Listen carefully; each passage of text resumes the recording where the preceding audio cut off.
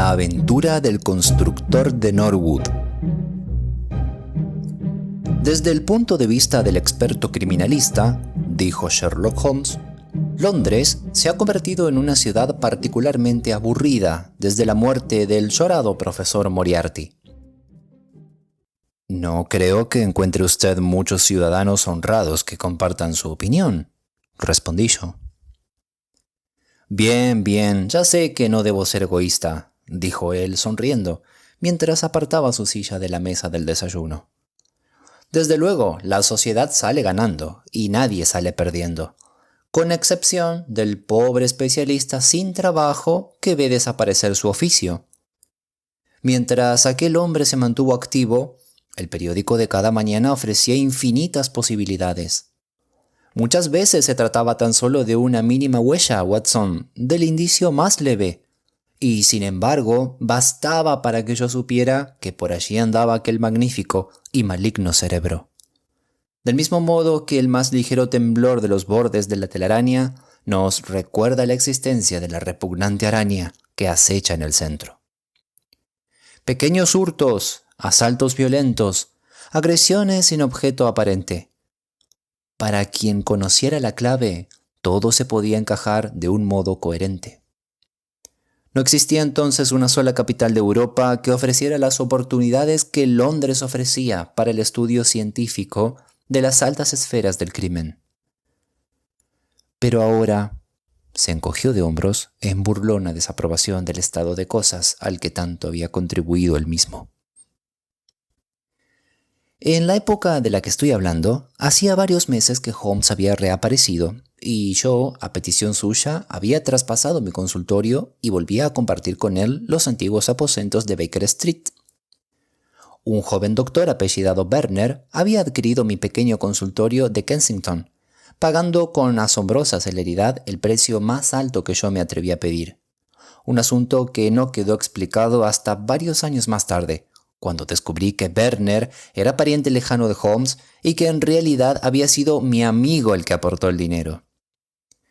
Nuestros meses de asociación no habían sido tan anodinos como Holmes afirmaba, ya que, revisando mis notas, veo que este periodo incluye el caso de los documentos del expresidente Murillo y también el escandaloso asunto del vapor holandés Friesland, que estuvo a punto de costarnos la vida a los dos. Sin embargo, su carácter frío y orgulloso rechazaba por sistema todo lo que se apareciera al aplauso público y me hizo prometer, en los términos más estrictos, que no diría una sola palabra sobre él, sus métodos o sus éxitos. Una prohibición que, como ya he explicado, no levantó hasta hace muy poco. Tras expresar su excéntrica protesta, Sherlock Holmes se arrellanó en su sillón y estaba desplegando el periódico de la mañana con aire despreocupado cuando a ambos nos sobresaltó un tremendo campanillazo en la puerta, seguido de inmediato por un fuerte repiqueteo, como si alguien estuviera aporreando con los puños la puerta de la calle. Cuando ésta se abrió, oímos una ruidosa carrera a través del vestíbulo y unos pasos que subían a toda prisa las escaleras. Un instante después, irrumpía en nuestra habitación un joven excitadísimo, con los ojos desorbitados, desmeleando y jadeante. Nos miró primero al uno y luego al otro, y al advertir nuestras miradas inquisitivas, cayó en la cuenta de que debió ofrecer algún tipo de excusas por su desaforada entrada. «Lo siento, señor Holmes», exclamó. «Le ruego que no se ofenda. Estoy a punto de volverme loco. Señor Holmes, soy el desdichado John Hector MacFarlane». Hizo esta presentación como si solo con el nombre bastara para explicar su visita y sus modales. Pero por el rostro impasible de mi compañero me di cuenta de que aquello le decía tan poco a él como a mí. «Tome un cigarrillo, señor MacFarlane», dijo Holmes, empujando su pitillera hacia él.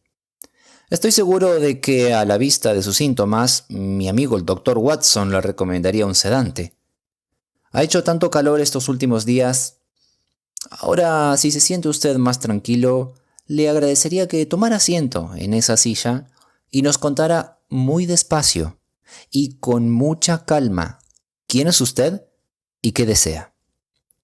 Ha pronunciado usted su nombre como si yo tuviera necesariamente que conocerlo, pero le aseguro que, aparte de los hechos evidentes de que usted es soltero, procurador, masón y asmático, no sé nada en absoluto de usted. Habituado como estaba a los métodos de mi amigo, no me resultó difícil seguir sus deducciones y observar el atuendo descuidado, el legajo de documentos legales, el amuleto del reloj y la respiración jadeante en que se había basado. Sin embargo, nuestro cliente se quedó boquiabierto. Sí, señor Holmes, soy todas esas cosas, pero además soy el hombre más desgraciado que existe ahora mismo en Londres. Por amor de Dios, no me abandone, señor Holmes. Si vienen a detenerme antes de que haya terminado de contar mi historia, haga que me dejen tiempo de explicarle toda la verdad. Iría contento a la cárcel sabiendo que usted trabaja para mí desde fuera. —¿Detenerlo? —exclamó Holmes. —¡Caramba, qué estupendo! ¡Qué interesante! ¿Y bajo qué acusación espera que lo detengan? Acusado de asesinar al señor Jonas Soldaker de Lower Norwood. El expresivo rostro de mi compañero dio muestras de simpatía, que mucho me temo no estaba exenta de satisfacción. —Vaya por Dios —dijo—.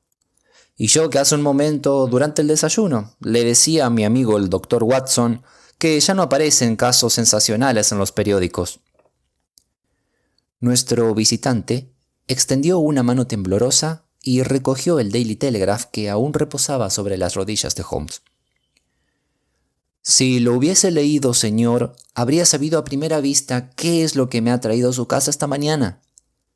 Tengo la sensación de que mi nombre y mi desgracia son la comidilla del día. Desdobló el periódico para enseñarnos las páginas centrales. Aquí está, y con su permiso se lo voy a leer. Escuche esto, señor Holmes. Los titulares dicen: Misterio en Lower Norwood.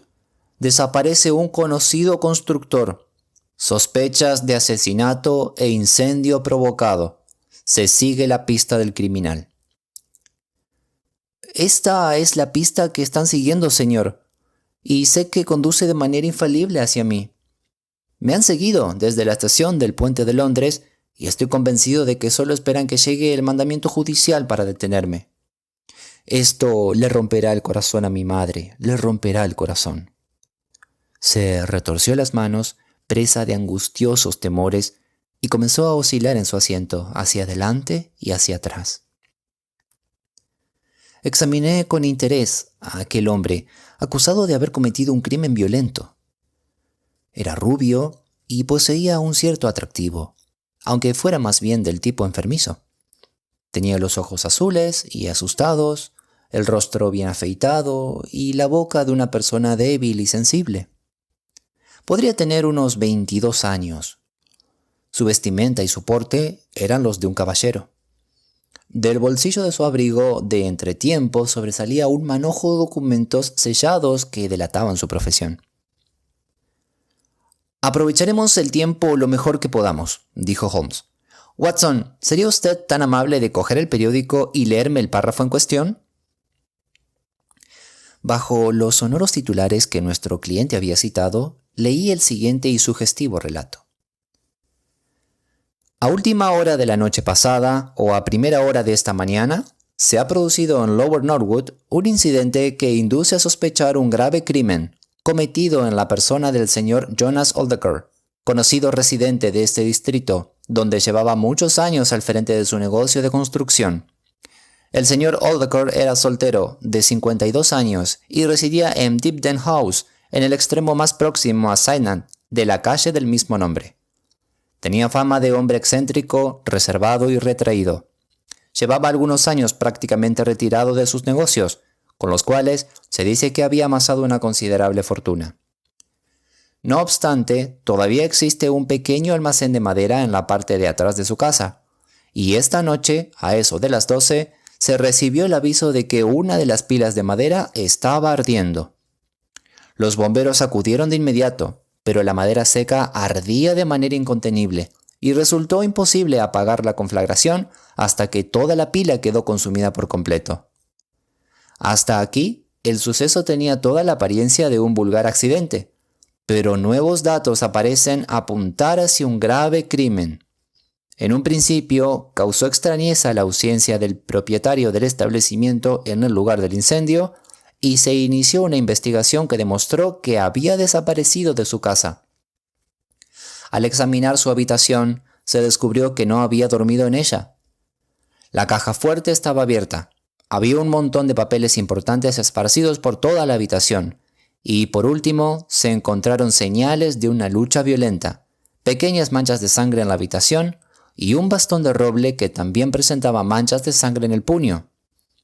Se ha sabido que aquella noche, a horas bastante avanzadas, el señor Jonas Soldaker recibió una visita en su dormitorio y se ha identificado el bastón encontrado como perteneciente a un visitante, que es un joven procurador de Londres llamado John Hector McFarlane, socio más joven del bufete Graham and McFarlane, con sede en el 426 de Grisham Buildings S.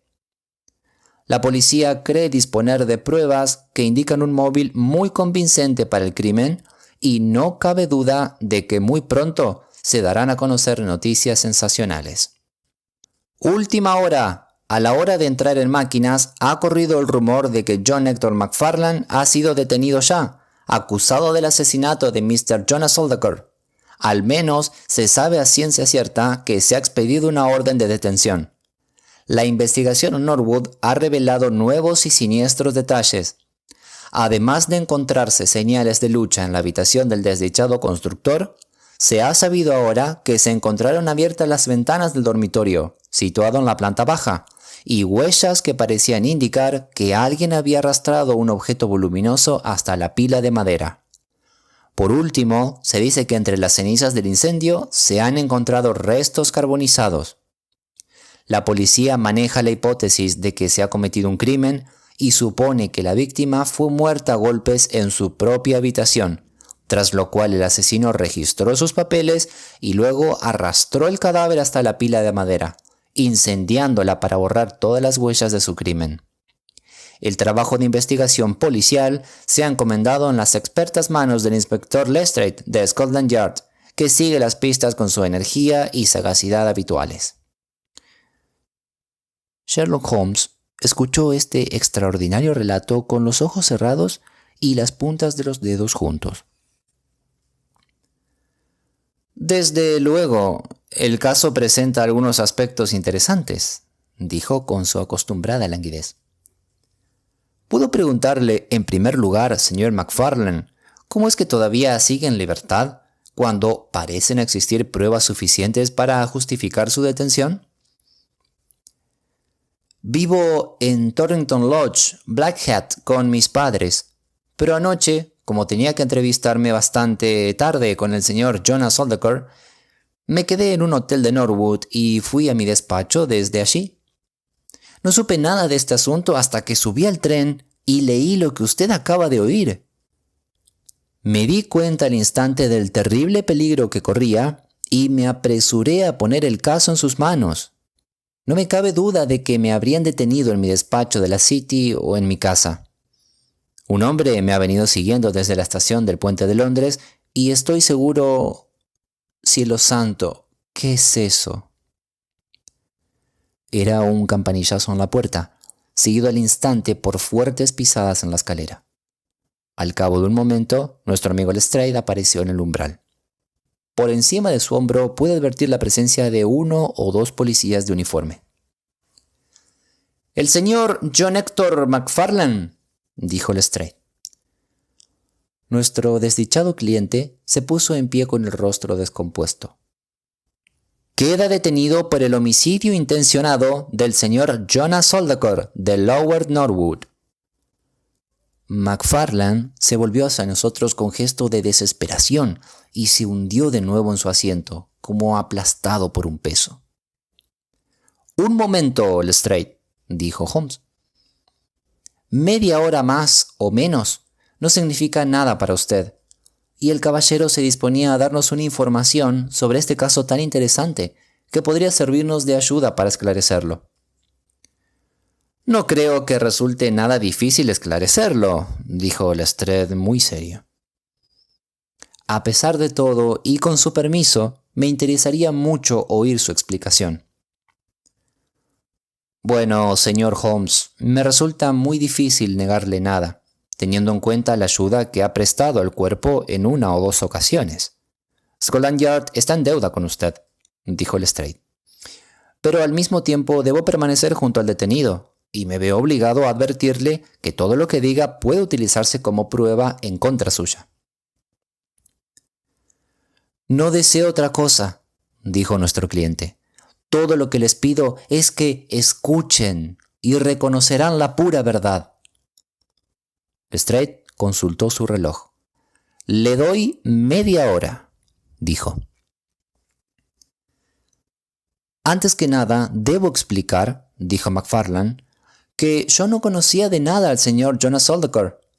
Su nombre sí que me era conocido, porque mis padres tuvieron tratos con él durante muchos años, aunque luego se distanciaron. Así pues, me sorprendió muchísimo que ayer se presentara a eso de las 3 de la tarde en mi despacho de la City. Pero todavía quedé más asombrado cuando me explicó el objeto de su visita. Llevaba en la mano varias hojas de cuaderno cubiertas de escritura garabateada. Son estas, que extendió sobre la mesa. Este es mi testamento, dijo, y quiero que usted, señor MacFarlane, lo redacte en forma legal. Me sentaré aquí mientras lo hace. Me puse a copiarlo, y pueden ustedes imaginarse mi asombro al descubrir que, con algunas salvedades, me dejaba a mí todas sus propiedades. Era un hombrecillo extraño, con aspecto de hurón y pestañas blancas, y cuando alcé la vista para mirarlo, encontré sus ojos grandes y penetrantes clavados en mí con una expresión divertida. Al leer los términos del testamento, no di crédito a mis ojos, pero él me explicó que era soltero, que apenas le quedaban parientes vivos, que había conocido a mis padres cuando era joven y que siempre había oído decir que yo era un joven de muchos méritos, por lo que estaba seguro de que su dinero quedaría en buenas manos. Por supuesto, no pude hacer otra cosa que balbucir algunos agradecimientos. El testamento quedó debidamente redactado y firmado, con mi escribiente respaldándolo como testigo.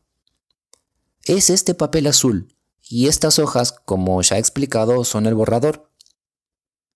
A continuación, el señor Aldacre me informó de la existencia de una serie de documentos, contratos de arrendamiento, títulos de propiedad, hipotecas, cédulas y esas cosas, que era preciso que yo examinase.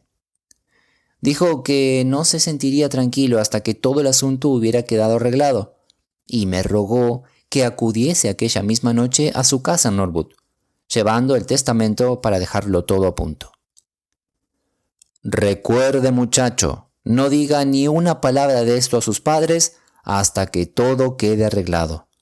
Entonces les daremos una pequeña sorpresa. Insistió mucho en este detalle y me hizo prometérselo solemnemente. Como podrá imaginar, señor Holmes, yo no estaba de humor para negarle nada que me pidiera. Ante semejante benefactor, lo único que yo deseaba era cumplir su voluntad hasta el menor detalle.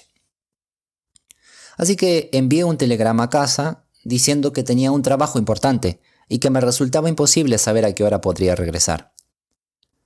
El señor Aldacre me dijo que le gustaría que yo fuera a cenar con él a las 9, ya que antes de esa hora no se encontraría en su casa. Pero tuve algunas dificultades para encontrar la casa y eran casi las 9:30 cuando llegué. Lo encontré. ¡Un momento!, interrumpió Holmes. ¿Quién abrió la puerta? Una mujer madura, supongo que su ama de llaves. Y supongo que fue ella la que facilitó su nombre. Exacto, dijo MacFarlane. Continúe, por favor. MacFarlane se enjugó el sudor de la frente y prosiguió con su relato. Esta mujer me hizo pasar a un cuarto de estar, donde ya estaba servida una cena ligera. Después de cenar, el señor Aldacor me condujo a su habitación, donde había una pesada caja de caudales. La abrió y sacó de ella un montón de documentos que empezamos a revisar juntos. Serían entre las 11 y las 12 cuando terminamos.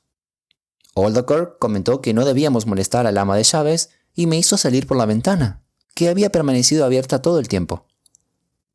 ¿Estaba bajada la persiana?, preguntó Holmes. No estoy seguro, pero creo que solo estaba medio bajada. Sí, recuerdo que él la levantó para abrir la ventana de par en par. Yo no encontraba mi bastón y él me dijo: «No se preocupe, muchacho. A partir de ahora espero que nos veamos con frecuencia y guardaré su bastón hasta que venga a recogerlo». Allí lo dejé, con la caja abierta y los papeles ordenados en paquetes sobre la mesa. Era tan tarde que no pude volver a Blackheath, así que pasé la noche en el Annoley Arms y no supe nada más hasta que leí la horrible crónica del suceso por la mañana. ¿Hay algo más que quiera usted preguntar, señor Holmes?, dijo Lestrade, cuyas cejas se habían alzado una o dos veces durante la sorprendente narración. No, hasta que haya estado en Blackheath. ¿Querrá usted decir Norwood?, dijo Lestrade. Ah, sí, seguramente eso es lo que quería decir, respondió Holmes con su sonrisa enigmática. Lestrade había aprendido a lo largo de más experiencias que las que le gustaba reconocer que aquel cerebro afilado como una navaja podía penetrar en lo que a él le resultaba impenetrable. Vi que miraba a mi compañero con expresión de curiosidad. «Creo que me gustaría cambiar unas palabras con usted ahora mismo, señor Holmes», dijo. «Señor MacFarlane, hay 2 de mis agentes en la puerta y un coche aguardando». El angustiado joven se puso en pie y, dirigiéndonos una última mirada suplicante, salió de la habitación. Los policías lo condujeron al coche, pero Lestrade se quedó con nosotros. Holmes había recogido las hojas que formaban el borrador del testamento y las estaba examinando, con el más vivo interés reflejado en su rostro. «Este documento tiene su miga, ¿no cree usted, Lestrade?», dijo pasándole los papeles. El inspector los miró con expresión de desconcierto. «Las primeras líneas se leen bien, y también estas del centro de la segunda página, y 1 o 2 al final. Tan claro como si fuera letra de imprenta», dijo. «Pero entre medias está muy mal escrito, y hay 3 partes donde no se entiende nada». «¿Y qué saca de eso?», preguntó Holmes. «Bueno, ¿qué saca usted?». «Que se escribió en un tren. La buena letra corresponde a las estaciones, la mala letra al tren en movimiento, y la malísima al paso por los cambios de agujas. Un experto científico dictaminaría en el acto que se escribió en una línea suburbana, ya que solo en las proximidades de una gran ciudad puede haber una sucesión tan rápida de cambios de agujas. Si suponemos que la redacción del testamento ocupó todo el viaje, entonces se trataba de un tren expreso, que solo se detuvo una vez entre Norwood y el puente de Londres. Lestrade se echó a reír. «Me abruma usted cuando empieza con sus teorías, señor Holmes», dijo. «¿Qué relación tiene esto con el caso?». Para empezar, corrobora el relato del joven en lo referente a que Jonas Aldacor redactó el testamento durante su viaje de ayer. Es curioso, ¿no le parece?, que alguien redacte un documento tan importante de una forma tan a la ligera. Parece dar a entender que el hombre no pensaba que aquello fuera a tener mucha importancia práctica, como si no pretendiera que el testamento se llevase a efecto. Pues al mismo tiempo estaba redactando su sentencia de muerte, dijo Lestrade. ¿Eso cree usted? ¿Usted no? Bueno, es bastante posible, pero aún no veo claro el caso. ¿Que no lo ve claro? Pues si esto no está claro, no sé qué puede estarlo.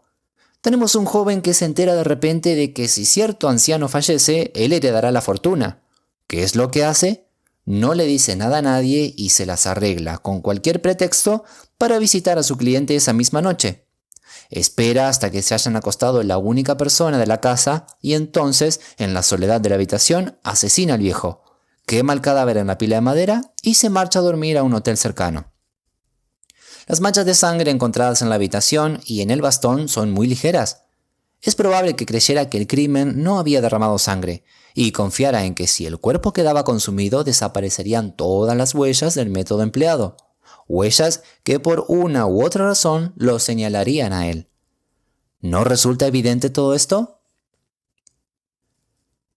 Mi buen Lestrade, para mi gusto es un pelín demasiado evidente, dijo Holmes. La imaginación no figura entre sus grandes cualidades, pero si pudiera por un momento ponerse en el lugar de este joven, ¿habría usted escogido para cometer el crimen precisamente la primera noche después de redactar el testamento? ¿No le habría parecido peligroso establecer una relación tan próxima entre los dos hechos? Y lo que es más, ¿habría usted elegido una ocasión en la que se sabía que estaba usted en la casa, ya que un sirviente le ha abierto la puerta? Y por último, ¿se tomaría usted tantas molestias para hacer desaparecer el cuerpo, dejando al mismo tiempo su bastón, para que todos supieran que es usted el asesino? Confiese, Lestrade, todo eso es muy improbable. En cuanto al bastón, señor Holmes, usted sabe tan bien como yo que los criminales a veces se ofuscan y hacen cosas que un hombre sereno no haría. Probablemente le dio miedo entrar otra vez en la habitación. A ver si puede presentarme otra teoría que encaje con los hechos. Podría presentarle media docena con toda facilidad, respondió Holmes. Aquí tiene, por ejemplo, una muy posible e incluso probable. Se lo ofrezco gratis, como regalo. Un vagabundo que pasa por allí los ve a través de la ventana, que solo tiene la persiana media bajada. El abogado se marcha. El vagabundo entra, coge un bastón que encuentra por ahí, mata a Aldocott y se larga después de quemar el cadáver. ¿Para qué iba el vagabundo a quemar el cadáver? ¿Y para qué iba a quemarlo MacFarlane? Para hacer desaparecer alguna prueba. Puede que el vagabundo quisiera ocultar el hecho mismo de que se había cometido un asesinato. ¿Y cómo es que el vagabundo no se llevó nada? Porque se trataba de documentos no negociables. Lestrade sacudió la cabeza, aunque me pareció que ya no sentía la misma seguridad absoluta que antes. Bien, señor Sherlock Holmes, puede usted buscar a su vagabundo y mientras lo busca, nosotros nos quedaremos con nuestro hombre. El futuro dirá quién tiene razón. Pero fíjese tan solo en esto, señor Holmes. Hasta donde sabemos, no falta ninguno de los papeles, y el detenido es la única persona del mundo que no tenía ningún motivo para llevárselos, ya que, como heredero legal, pasarían a su poder de todas formas. Mi amigo pareció impresionado por este comentario. No pretendo negar que en algunos aspectos las pruebas se inclinan hacia su teoría, dijo. Lo único que quiero hacer ver es que existen otras teorías posibles. Como usted ha dicho, el futuro decidirá. Buenos días. Creo que podré asegurar que en el transcurso de la jornada me dejaré caer por Norwood para ver cómo le va. Cuando el policía se hubo marchado, mi amigo se puso en pie y comenzó sus preparativos para la jornada de trabajo, con el aire animado de quien tiene por delante una tarea que le encanta. Mi primer movimiento, Watson, dijo mientras se enfundaba en su levita, será, como ya he dicho, en dirección a Blackheath. ¿Y por qué no a Norwood? Porque en este caso tenemos un suceso muy curioso que viene pisándole los talones a otro suceso igualmente curioso. La policía está cometiendo el error de concentrar su atención en el segundo, porque da la casualidad de que es el único verdaderamente criminal. Pero para mí resulta evidente que la única manera lógica de abordar el caso es comenzando por arrojar alguna luz sobre el primer suceso. Ese extraño testamento, redactado tan aprisa y con un heredero tan inesperado. Eso podría contribuir a aclarar lo que sucedió después. No, querido amigo, no creo que pueda usted ayudar.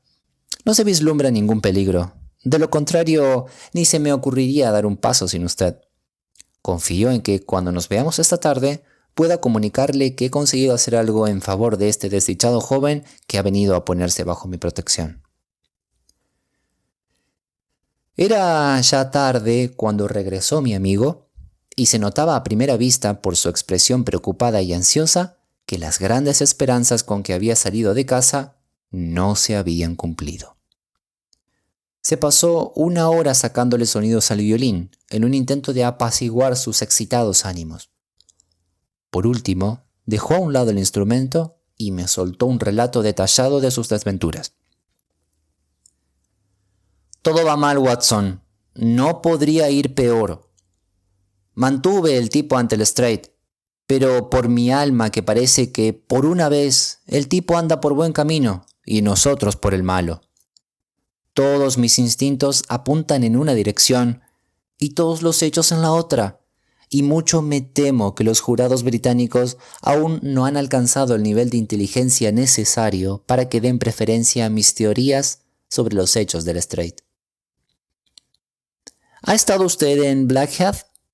Sí, Watson, estuve allí y no tardé en averiguar que el difunto y llorado Aldacor era un pájaro de mucho cuidado. El padre había salido a ver a su hijo. La madre estaba en casa, una mujercita tierna, de ojos azules, que temblaba de miedo e indignación. Naturalmente, se negaba a admitir la mera posibilidad de que su hijo fuera culpable, pero tampoco manifestó ni sorpresa ni pena por la suerte de Aldacor. Por el contrario, habló de él con tal rabia que, sin darse cuenta, estaba reforzando considerablemente la hipótesis de la policía, ya que si su hijo le hubiera oído hablar del muerto en semejantes términos, no cabe duda de que se habría sentido predispuesto al odio y a la violencia. Más que un ser humano, era un mono astuto y maligno, dijo, y siempre lo fue, desde que era joven. ¿Lo conoció usted entonces?, pregunté yo. Sí, lo conocí muy bien. En realidad fue pretendiente mío. Gracias a Dios que tuve el buen sentido de dejarlo y casarme con un hombre mejor, aunque fuera más pobre. Estábamos prometidos, señor Holmes, pero entonces me contaron una historia espantosa sobre él, que había soltado un gato dentro de una pajarera, y aquella crueldad tan brutal me horrorizó tanto que no quise saber nada más de él. Se puso a rebuscar en un escritorio y por fin sacó una fotografía de una mujer toda cortada y apuñalada con un cuchillo. «Esta fotografía es mía», dijo. «Él me la envió en este estado, junto con una maldición, la mañana de mi boda». «Bueno», dije yo, «al menos parece que al final la perdonó, puesto que le dejó a su hijo todo lo que poseía». «Ni mi hijo ni yo queremos nada de Jonas Aldacor, ni vivo ni muerto», exclamó ella con mucha dignidad. «Hay un Dios en los cielos, señor Holmes, y ese mismo Dios que ha castigado a ese malvado demostrará a su debido tiempo que las manos de mi hijo no se han manchado con su sangre». Procuré seguir una o dos pistas, pero no encontré nada a favor de nuestra hipótesis, y sí varios detalles en contra. Por último, me rendí y me dirigí a Norwood. La casa en cuestión, Deepdene House, es una residencia grande y moderna, de ladrillo descubierto, con terrenos propios y un césped delante, en el que hay plantados varios grupos de laureles. A la derecha y a cierta distancia de la carretera se encuentra el almacén de madera donde se produjo el incendio. Aquí tiene un plano aproximado en esta hoja de mi cuaderno. Esta ventana de la izquierda es la de la habitación de Aldacor. Como puede ver, la habitación se ve perfectamente desde la carretera. Es el único detalle consolador que he obtenido en todo el día. Lestrade no estaba allí, pero un cabo de la policía me hizo los honores. Acababan de hacer un gran descubrimiento. Se habían pasado la mañana hurgando entre las cenizas de madera quemada y, además de los restos orgánicos carbonizados que tenían, encontraron varios discos metálicos desconocidos. Los examiné con atención y no cabía la menor duda de que se trataba de botones de pantalón, hasta que distinguía en uno de ellos la marca Hyams, que es el nombre del sastre de Aldacor. A continuación, examiné minuciosamente el césped en busca de rastros y huellas, pero esta sequía lo ha dejado todo duro como el hierro. No se veía nada, exceptuando que un cuerpo o un bulto grande había sido arrastrado a través de un seto bajo de la ligustre que hay delante de la pila de madera. Todo eso, por supuesto, concuerda con la teoría oficial. Me arrastré por el césped bajo el sol de agosto, pero al cabo de una hora tuve que levantarme, sin haber sacado nada en limpio. Después de este fracaso, pasé al dormitorio y lo inspeccioné también. Las manchas de sangre eran muy ligeras, meras gotitas borrosas, pero recientes, sin lugar a dudas. Se habían llevado el bastón, pero sabemos que también en él las manchas eran pequeñas. No hay duda de que el bastón pertenece a nuestro cliente. Él mismo lo reconoce. En la alfombra se advertían las pisadas de los dos hombres, pero no había ni rastro de una tercera persona. Otra baza para la parte contraria. Ellos no paran de anotarse tantos y nosotros seguimos parados. Solo vislumbré una chispita de esperanza y aún así se quedó en nada. Examiné el contenido de la caja fuerte, que estaba casi todo sacado y colocado sobre la mesa. Los papeles se habían distribuido en sobres lacrados, uno o dos de los cuales habían sido abiertos por la policía. Por lo que pude apreciar, no tenían mucho valor, y tampoco la cuenta bancaria indicaba que el señor Oldecker se encontrara en una situación muy boyante. Sin embargo, me dio la impresión de que allí faltaban documentos. Encontré alusiones a ciertas escrituras, posiblemente las más valiosas, que no aparecían por ninguna parte. Naturalmente, si pudiéramos demostrar esto, volveríamos al argumento del Lestrade en contra suya, porque ¿quién iba a robar una cosa que sabe que no tardará en heredar? Por último, tras husmear por todas partes sin llegar a olfatear nada, probé suerte con el ama de llaves, la señora Lexington, una mujer pequeña, morena y callada, de ojos recelosos y mirada torva. Si quisiera, podría decirnos algo, estoy convencido de ello. Pero se cerró como una tumba. Sí, había abierto la puerta al señor McFarlane a las 9:30. Ojalá se le hubiera secado la mano antes de hacerlo. Se había ido a la cama a las 10:30. Su habitación está al otro extremo de la casa y no oyó nada de lo que ocurría. El señor McFarlane había dejado en el vestíbulo su sombrero y, según creía recordar, también su bastón. Se había despertado al oír la alarma de incendio. Era indudable que su pobre y querido señor había sido asesinado. ¿Tenía Oldecker algún enemigo? Bueno, todo el mundo tiene algún enemigo, pero el señor Oldecker solo se ocupaba de sus asuntos y no se trataba con nadie más que por cuestiones de negocios. Había visto los botones y estaba segura de que pertenecían a la ropa que Oldecker llevaba puesta aquella noche. La madera estaba muy seca, porque llevaba un mes sin llover. Ardió como una estopa, y cuando ella llegó al almacén no se veían más que llamas. Tanto ella como los bomberos habían notado el olor a carne quemada. No sabía nada de los documentos ni de los asuntos privados del señor Oldecker.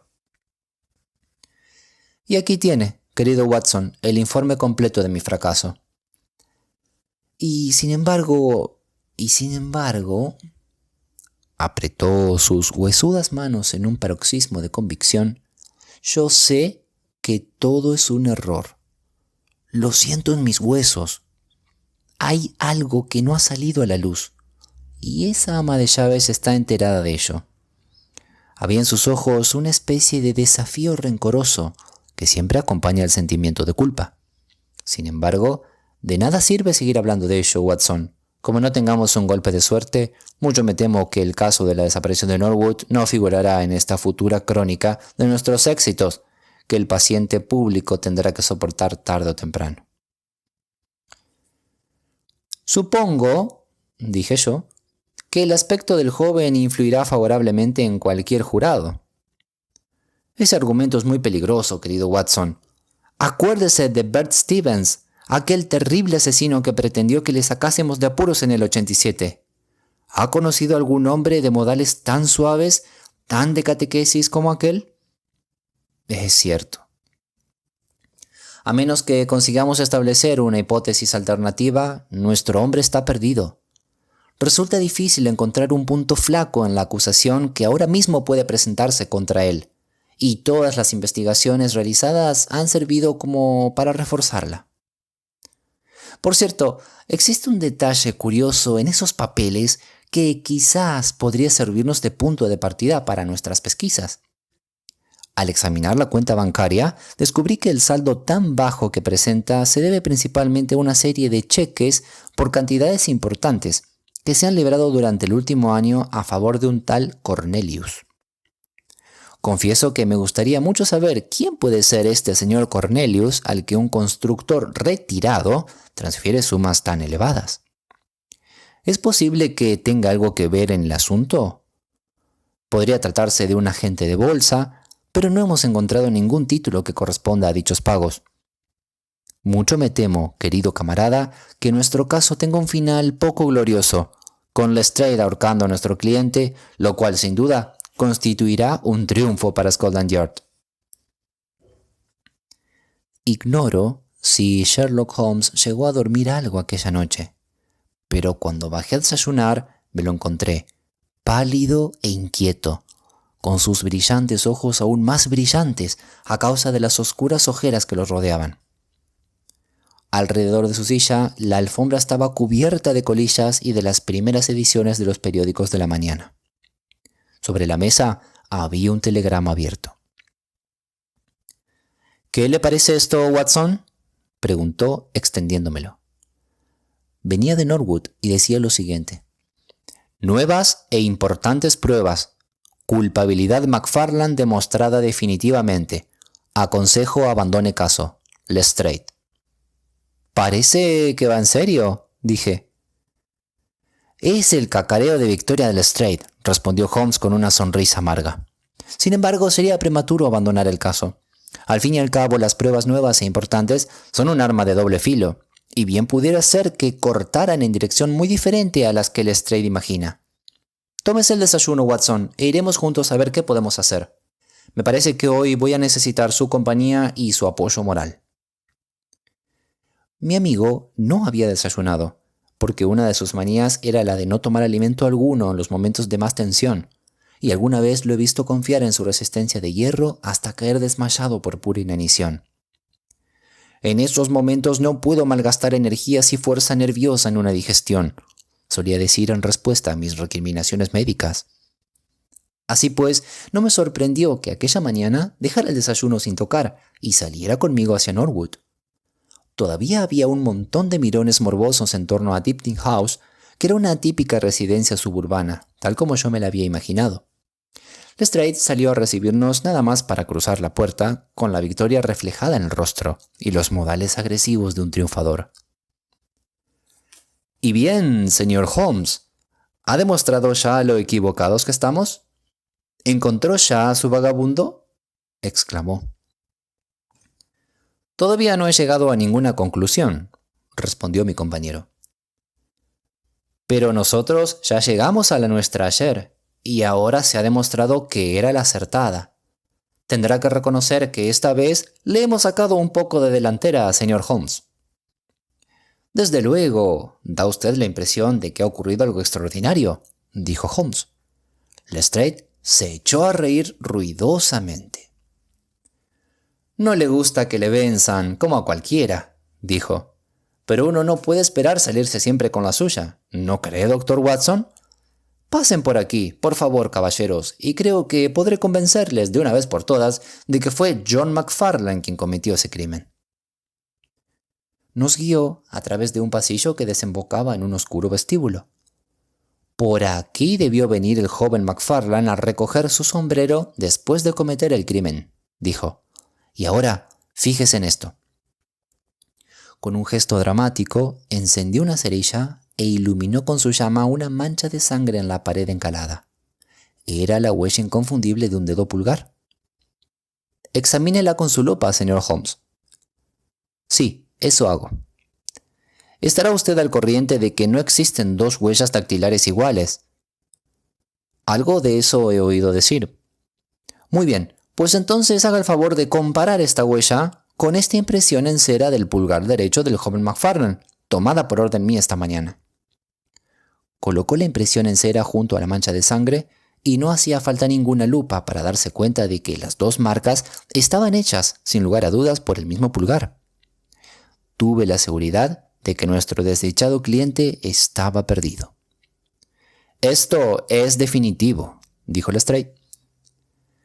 «Sí, es definitivo», repetí yo casi sin darme cuenta. «Es definitivo», dijo Holmes. Creí percibir algo raro en su tono y me volví para mirarlo. En su rostro se había producido un cambio extraordinario. Estaba temblando de regocijo contenido. Sus ojos brillaban como estrellas. Me pareció que hacía esfuerzos desesperados por contener un ataque convulsivo de risa. «¡Caramba! ¡Caramba!», exclamó por fin. «Vaya, vaya. ¿Quién lo iba a pensar? Qué engañosas pueden ser las apariencias, ya lo creo. Un joven de aspecto tan agradable. Debe servirnos de lección para que no nos fiemos de nuestras impresiones. ¿No cree Lestrade?» «Pues sí. Hay gente que tiende a creerse infalible, señor Holmes», dijo Lestrade. Su insolencia resultaba insufrible, pero no podíamos darnos por ofendidos. ¿Qué cosa más providencial que el joven fuera a apretar el pulgar derecho contra la pared al coger su sombrero de la percha? Una acción tan natural si nos ponemos a pensar en ello. Holmes estaba tranquilo por fuera, pero todo su cuerpo se estremecía de emoción reprimida mientras hablaba. «Por cierto, Lestrade, ¿quién hizo este sensacional descubrimiento?» «El ama de llaves, la señora Lexington. Fue quien se lo hizo notar al policía que hacía la guardia de noche». «¿Dónde estaba el policía de noche?» «Se quedó de guardia en el dormitorio donde se cometió el crimen, para que nadie tocase nada». «¿Y cómo es que la policía no vio esta huella ayer?» «Bueno, no teníamos ningún motivo especial para examinar con detalle el vestíbulo. Además, no está en un lugar muy visible, como puede apreciar». No, claro que no. Supongo que no hay ninguna duda de que la huella estaba aquí ayer». Lestrade miró a Holmes como si pensara que éste se había vuelto loco. Confieso que yo mismo estaba sorprendido tanto de su comportamiento jocoso como de aquel extravagante comentario. «A lo mejor piensa usted que McFarlane salió de su celda en el silencio de la noche con objeto de reforzar la evidencia en su contra», dijo Lestrade. «Emplazo a cualquier especialista del mundo a que diga si esta es o no es la huella de su pulgar». «Es la huella de su pulgar, sin lugar a discusión». «Bien, pues con eso me basta», dijo Lestrade. «Soy un hombre práctico, señor Holmes, y cuando reúno mis pruebas saco mis conclusiones. Si usted tiene algo que decir, me encontrará en el cuarto de estar, redactando mi informe». Holmes había recuperado su ecuanimidad, aunque todavía me parecía detectar en su expresión destellos de regocijo. «Vaya, por Dios, qué mal se ponen las cosas, ¿no cree, Watson?», dijo. «Y sin embargo, existen algunos detalles que parecen ofrecer alguna esperanza a nuestro cliente». «Me alegra mucho saberlo», dije yo, de todo corazón. Me temía que ya todo había terminado para él. «Pues yo no diría tanto, querido Watson. Lo cierto es que existe un fallo verdaderamente grave en esta evidencia a la que nuestro amigo atribuye tanta importancia». «¿De verdad, Holmes? ¿Y cuál es?» «Tan solo esto, que me consta que esa huella no estaba ahí cuando yo examiné esta pared ayer. Y ahora, Watson, salgamos a dar un paseíto al sol».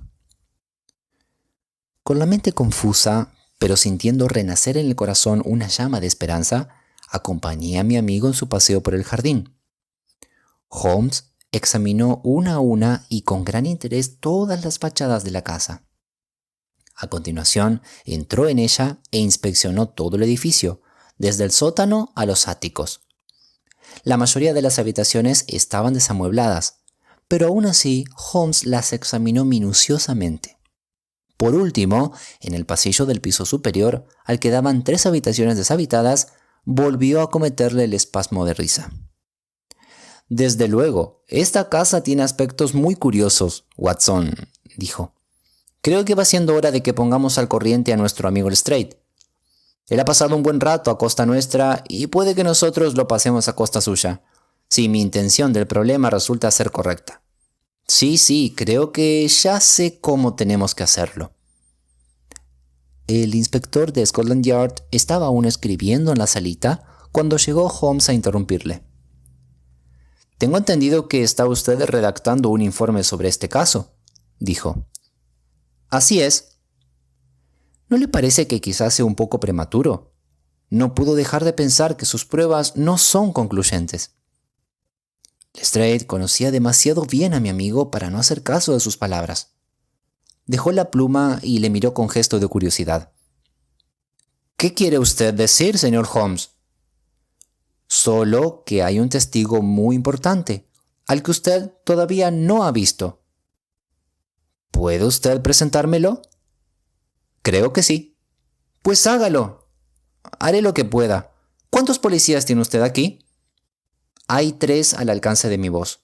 «Excelente», dijo Holmes. «¿Puedo preguntar si son todos hombres grandes y fuertes con voces potentes?» «Estoy seguro de que sí, aunque no sé qué tienen que ver sus voces con esto». «Tal vez yo pueda ayudarle a comprender esto y 1 o 2 cosillas más», dijo Holmes. «Haga el favor de llamar a sus hombres y lo intentaré». 5 minutos más tarde, los 3 policías estaban reunidos en el vestíbulo. «En el cobertizo de fuera encontrarán una considerable cantidad de paja», dijo Holmes. «Les ruego que traigan un par de brazadas. Creo que resultarán de suma utilidad para convocar al testigo que necesitamos». «Muchas gracias. Watson, creo que lleva usted cerillas en el bolsillo. Y ahora, señor Lestrade, le ruego que me acompañe al piso de arriba». Como ya he dicho, en aquel piso había un amplio pasillo al que daban 3 habitaciones vacías. Sherlock Holmes nos condujo hasta un extremo de dicho pasillo. Los policías sonreían y Lestrade miraba a mi amigo con una expresión en la que se alternaban el asombro, la impaciencia y la burla. Holmes se plantó ante nosotros con el aire de un mago que se dispone a ejecutar un truco. «¿Haría el favor de enviar a uno de sus agentes a por 2 cubos de agua? Pongan la paja aquí en el suelo, separada en las paredes». «Bien, creo que todo está listo». La cara de Lestrade había empezado a ponerse roja de irritación. «¿Es que pretende jugar con nosotros, señor Sherlock Holmes?», dijo. «Si sabe algo, podría decirlo sin tanta payasada». «Le aseguro, mi buen Lestrade, que tengo excelentes razones para todo lo que hago. Tal vez recuerde usted el pequeño pitorreo que se corrió a costa mía cuando el sol parecía dar en su lado de la valla, así que no debe reprocharme ahora que yo le eche un poco de pompa y ceremonia. ¿Quiere hacer el favor, Watson, de abrir la ventana y luego aplicar una cerilla al borde de la paja?»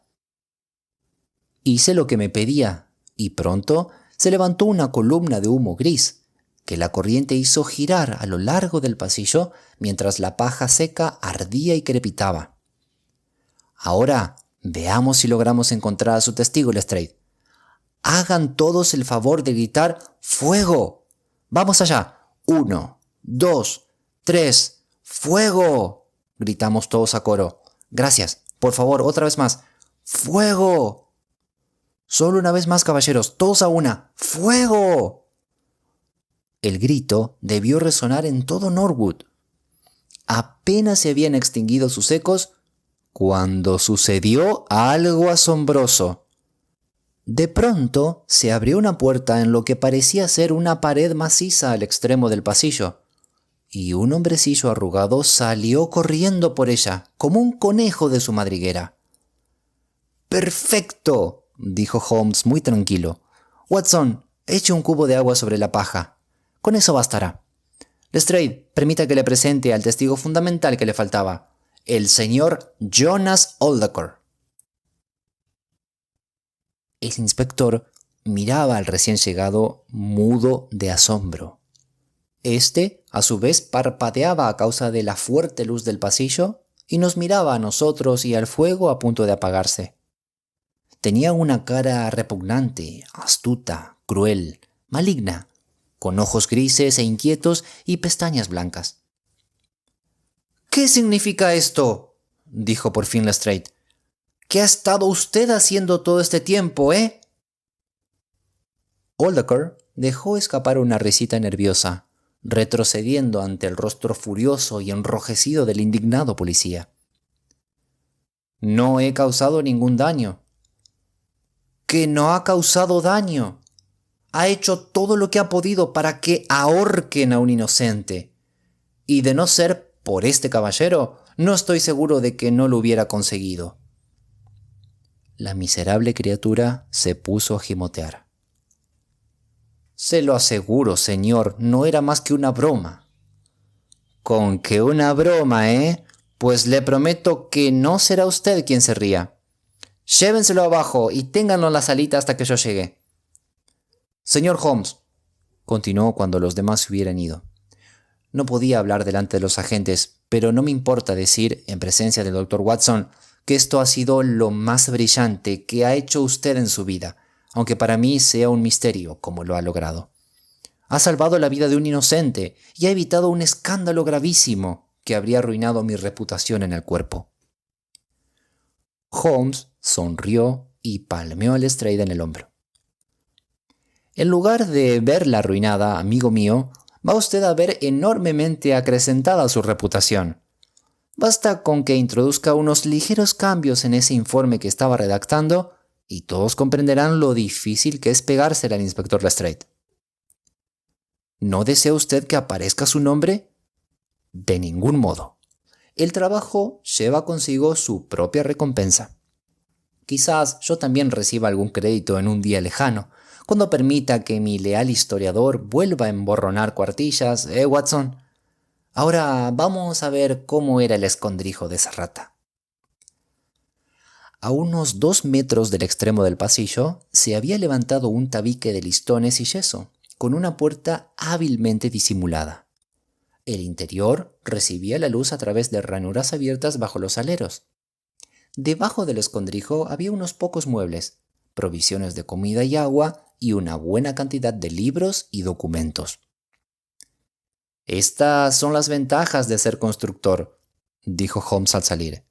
«Uno puede arreglarse un escondite sin necesidad de ningún cómplice, exceptuando, por supuesto, a esa alhaja de ama de llaves, a la que yo metería también al saco sin pérdida de tiempo, Lestrade». «Seguiré su consejo. Pero, ¿cómo descubrió usted este lugar, señor Holmes?». «Llegué a la conclusión de que el tipo estaba escondido en la casa. Y cuando medí este pasillo, contando los pasos, y descubrí que era 2 metros más corto que el del piso de abajo, me resultó evidente dónde se encontraba. Pensé que le faltarían agallas para quedarse quieto al oír la alarma de fuego. Naturalmente, podríamos haber irrumpido por las buenas y detenerlo, pero me pareció divertida la idea de hacer que se descubriera el mismo. Y además, Lestrade, le debía a usted una pequeña mascarada por sus chuflas de esta mañana». «Pues la verdad, señor, ahora hemos quedado en paz. Pero, ¿cómo sabía que ese individuo estaba en la casa?». «La huella del pulgar, Lestrade. Usted mismo dijo que era definitiva, y ya lo creo que lo era, aunque en otro sentido. Yo sabía que el día anterior no estaba ahí. Presto mucha atención a los detalles, como quizás haya observado, y había examinado la pared. Me constaba que el día anterior estaba limpia. Por tanto, la huella se había dejado durante la noche». «¿Pero cómo?». «Muy sencillo. Cuando estuvieron lacrando esos papeles, Jonas Oldaker hizo que McFarlane sujetara uno de los sellos colocando el dedo pulgar sobre el lacre aún caliente. Debió de suceder de manera tan rápida y natural que me atrevería a decir que el joven ni se dio cuenta.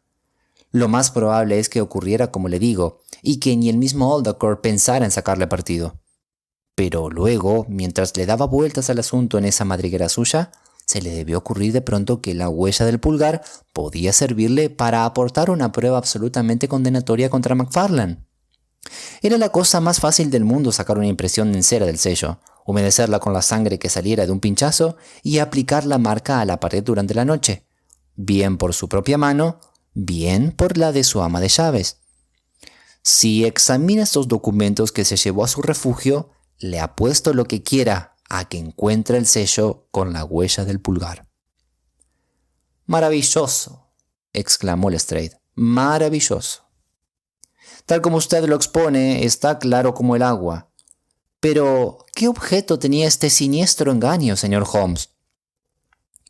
Resultaba divertidísimo ver cómo los modales presuntuosos del inspector se habían transformado de pronto en los de un niño que hace preguntas a su maestro. «Bueno, no creo que sea difícil de explicar. Ese caballero que nos aguarda abajo es una persona de lo más astuta, maligna y vengativa. ¿Sabía usted que la madre de McFarlane lo rechazó hace tiempo? Claro que no. Ya le dije que primero había que ir a Blackheath y luego a Norwood. Pues bien, aquel insulto, que es como él lo consideraba, quedó enquistado en su mente malvada y calculadora. Toda su vida ha anhelado vengarse, pero nunca se le presentó la oportunidad. Durante los últimos años, las cosas no le han ido bien. Especulaciones secretas, supongo. Y se encontraba en situación apurada. Entonces decidió defraudar a sus acreedores y para ello pagó fuertes cantidades a un tal señor Cornelius, que sospecho que es él mismo con otro nombre. Aún no he seguido la pista de estos cheques, pero estoy seguro de que el propio Aldecott los cobró en algún pueblo de provincias donde, de cuando en cuando, lleva una doble vida. Se proponía cambiar definitivamente de nombre, recoger el dinero y desaparecer, para iniciar una nueva vida en otra parte. Parece bastante verosímil. Debió ocurrírsele que desapareciendo se libraba para siempre de sus acreedores y al mismo tiempo podría disfrutar de una cumplida y demoledora venganza contra su antigua novia si conseguía dar la impresión de que el hijo de ésta lo había asesinado. Como canallada era una obra maestra y la ha llevado a cabo como un auténtico maestro. La idea del testamento, que aportaría un móvil convincente para el crimen, la visita secreta sin que los padres lo supieran, el escamoteo del bastón, la sangre, los restos de animales y los botones encontrados entre las cenizas, todo ha sido admirable. Pero le ha faltado el don supremo del artista, el de saber cuándo hay que pararse. Quiso mejorar lo que ya era perfecto, estrechar aún más el lazo en torno al cuello de su desgraciada víctima, y lo echó todo a perder. Bajemos, Lestrade. Hay una o dos preguntas que me gustaría hacerle a ese tipo. La maligna criatura estaba sentada en su propia sala, con un policía a cada lado. «Era una broma, señor, nada más que una broma», gemía sin cesar. «Le aseguro, señor, que me escondí solo para ver qué efecto producía mi desaparición, y estoy seguro de que no cometerá usted la injusticia de imaginar que yo habría permitido que le ocurriese nada malo al pobre joven McFarlane». «Eso lo decidirá el jurado», dijo Lestrade. «En cualquier caso, vamos a detenerlo bajo la acusación de conspiración, si es que no le acusamos de asesinato frustrado. Y es muy probable que se encuentre con que sus acreedores embargan la cuenta bancaria del señor Cornelius», dijo Holmes. El hombrecillo dio un respingo y clavó sus malignos ojos en mi amigo. «Tengo mucho que agradecerle», dijo. «Puede que algún día ajustemos cuentas». Holmes sonrió con aire indulgente. «Me temo que durante unos cuantos años va a estar muy ocupado», dijo.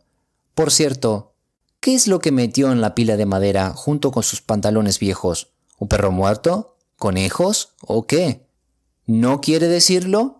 Vaya, por Dios, qué poco amable que es usted. En fin, me atrevería a decir que con un par de conejos bastaría para explicar la sangre y los restos calcinados. Si alguna vez escribe usted un pequeño relato de esto, Watson, puede apañarse con los conejos».